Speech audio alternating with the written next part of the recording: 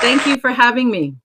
So today I'm going to explore with you a topic that I think is crucial for anyone who steps up to public speaking. Whether it's a boardroom, a classroom, online, or on stage, it's really important to have the heart of your speaking connect with your audience through confidence. So today we're also going to touch on a little bit of the framework of my PEP personality process, and how you can use that with your audience. And so I just want to say something first. Just picture this. I'm teaching an NLP practitioner class. I'm sitting on a small stage with I'm sitting on a bar stool, and I have my teacher's notes and my binder on a music stand. And there's 40 people in the room. They're all looking at me. And what happens is I kick the music stand by accident, and my papers and everything goes everywhere. Now, what I want you to know is that speaking and having confidence isn't about being perfect. As you can see, that was not a perfect entry for me that day. So what is confidence in public speaking? It isn't about not feeling nervous. It's about managing your nerves. It's about presenting yourself in a way that the audience believes you. Confidence is the bridge between your message and your audience's heart. Mm-hmm. So why does confidence matter in public speaking? Well, confidence helps your message land effectively. It builds trust and credibility with your audience. And when you feel confidence, your audience feels engaged and inspired. Like Michael, he was wonderful. And so the role of heart in confidence is that the root cause of heart in confidence is that you want to have a genuine connection. Because when you have a genuine connection and you want to speak with compassion, empathy, and authenticity, be yourself. There's nothing worse than somebody up there trying to be somebody they're not. The audience sees through that in a minute. So audience respond to speakers who speak from the heart. Heart-centered confidence connects you to your audience on a deeper level. And when you lead with heart, your words resonate more powerfully. Now, I'm going to give you a little NLP here. So tonality.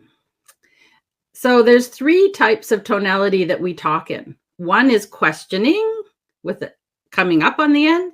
One is statement tonality, and the other is command tonality.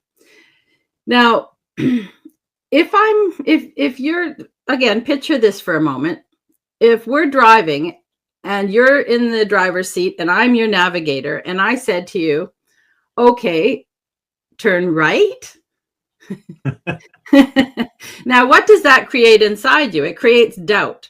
So whenever you use questioning tonality, it actually creates doubt. So if you're giving a presentation, even when you ask a question, you want to ask it in a way that's either statement or command tonality, never in questioning tonality, because it creates doubt in what you're saying. Mm-hmm. So those are a few things about tonality. And I'd like to give you some practical tips for building confidence.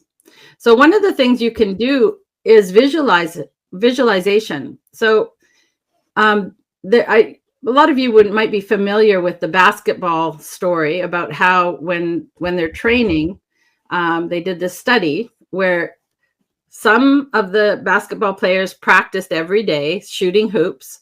Some didn't do anything. And then there was this other group that visualized getting perfect hoops every time. And at the end of the time period that they did this, the ones that were visualizing hitting the hoops perfectly every time were the ones that had improved the most.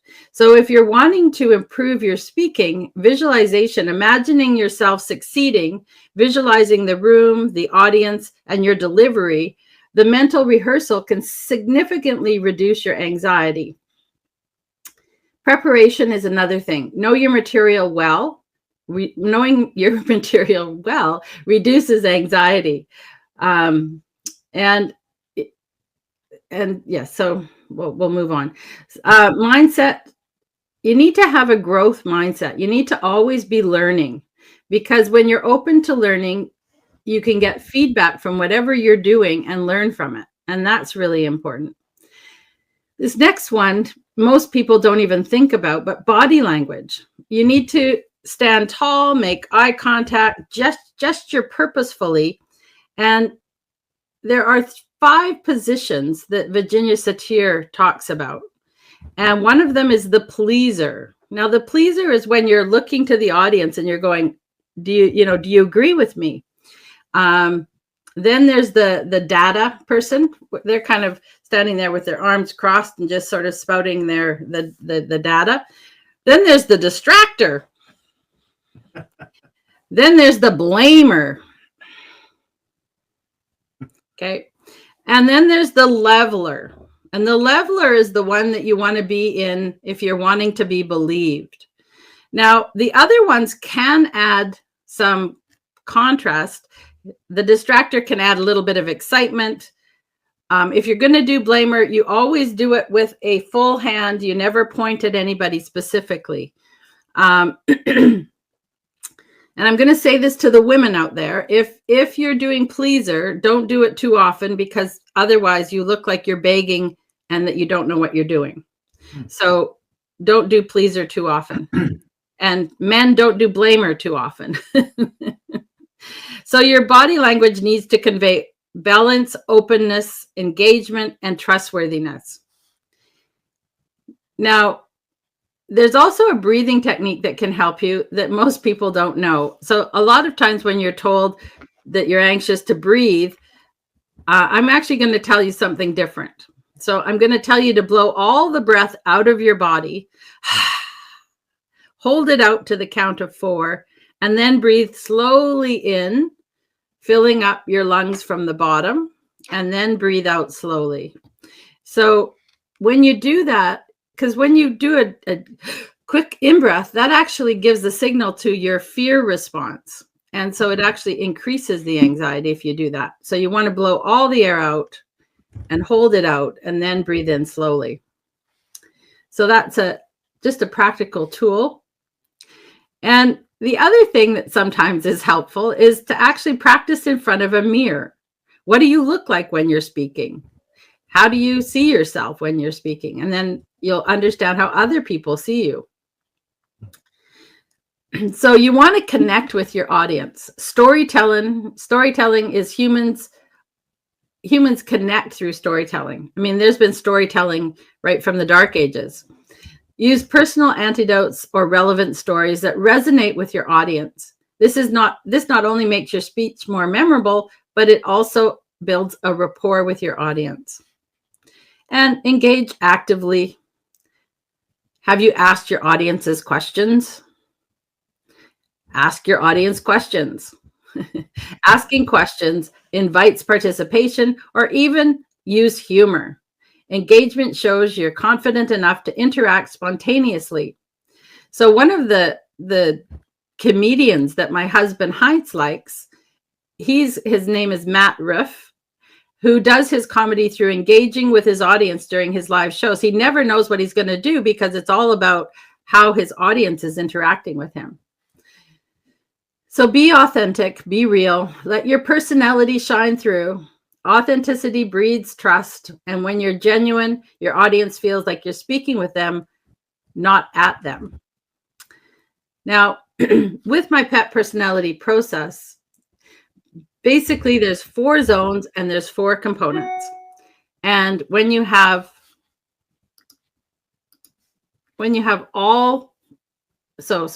everyone has all 4 zones and everyone has all 4 components.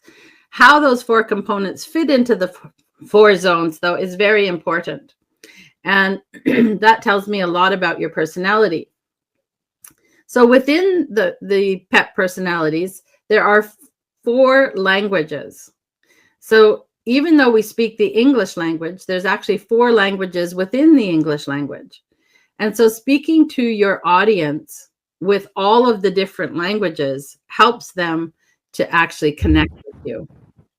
So, for instance, if somebody is a sensitive, emotional person talking about feelings and talking about empathy and things that create compassion.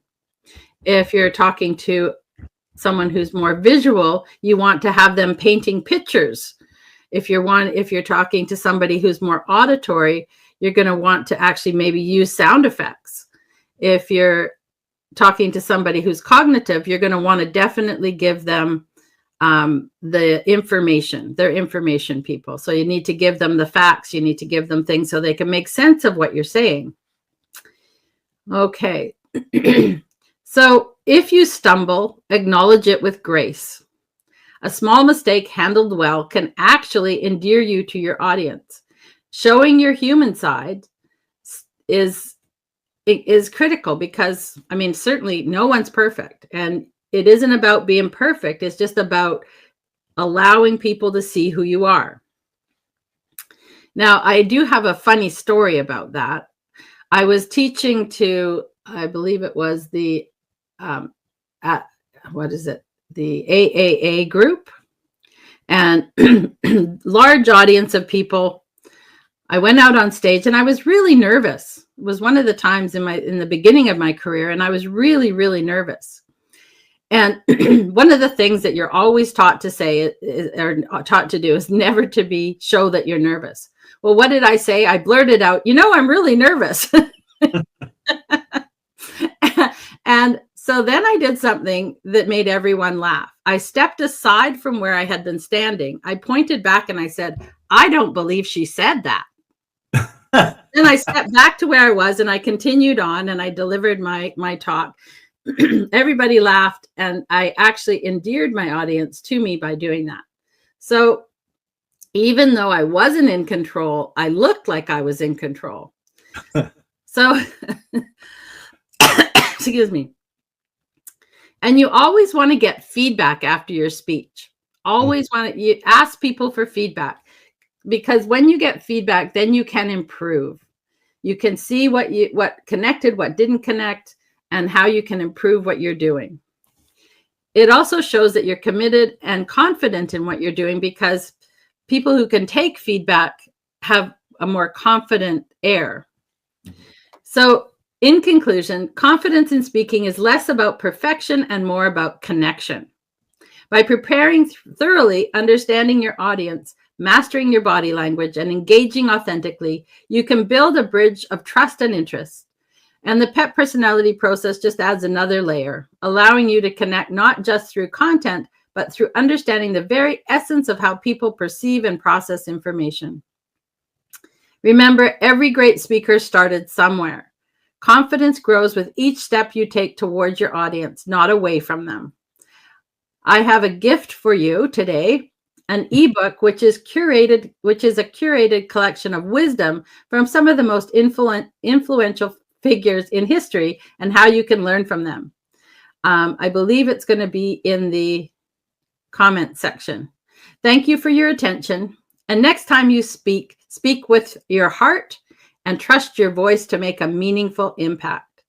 Aim not to just be heard, but to connect. Thank you very much.